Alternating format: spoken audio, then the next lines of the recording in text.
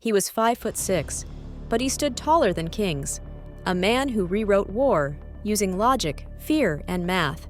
Some called him a tyrant, others, a god of war. But one thing is certain, Napoleon Bonaparte wasn't just fighting battles. He was building empires with his brain. The power of speed. In an era where armies crawled across continents, Napoleon raced. His soldiers marched 20-30 miles a day, twice the average, with almost no supply lines. How? He trained them to live off the land, move fast, and strike before the enemy was even ready. While his enemies debated, Napoleon attacked. He turned the battlefield into a chessboard, and he was already 5 moves ahead. His genius? Core system warfare. Napoleon invented what we now call the core system. Instead of one huge, slow army, he created mini-armies, infantry, cavalry, artillery, each one able to fight solo or combine for an all-out strike.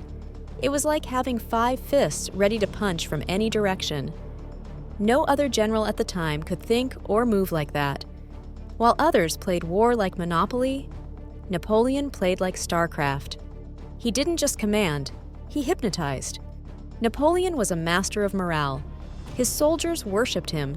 He called them his children. They called him the Little Corporal, a nickname of love, not mockery. His speeches were electric. He once told his men, "Every French soldier carries a marshal's baton in his backpack." Translation?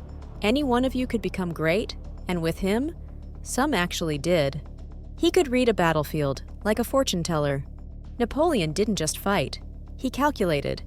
Before each battle, he obsessively studied maps, terrain, weather, and his enemy's psychology. He'd attack a weak flank, bait a retreat, then snap the trap shut. At Austerlitz, he pretended to be weak, luring the Allies in, and crushed them with a surprise flanking move. It wasn't luck. It was strategy, masked as vulnerability. He weaponized artillery. Unlike most leaders, Napoleon started as an artillery officer. He understood cannons better than anyone. He didn't just fire, he placed, angled, and timed them like instruments in a symphony of destruction. He turned the battlefield into a theater of math and fire. "God fights on the side with the best artillery," he once said. And guess what? He always had the best. He rewrote the rulebook of war. Napoleon did what no one dared.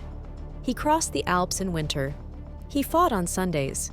He marched without food. He refused to play by the rules of old empires, and they crumbled because of it.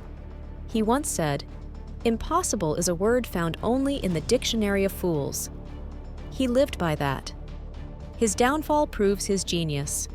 But genius always burns hot, and sometimes too fast. His invasion of Russia? A disaster. His enemies learned from him.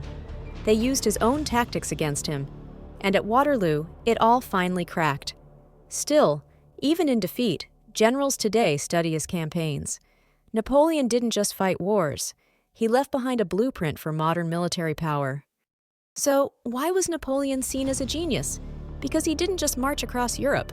He outthought, outmoved, and outled everyone in his way. And for a brief moment in history, a kid from Corsica controlled the fate of the world. Was Napoleon a genius, or just lucky until he wasn't? Let me know in the comments. I'll pin the spiciest take. Subscribe to I Am Not Curious for more mind-blowing dives into the misunderstood legends of history.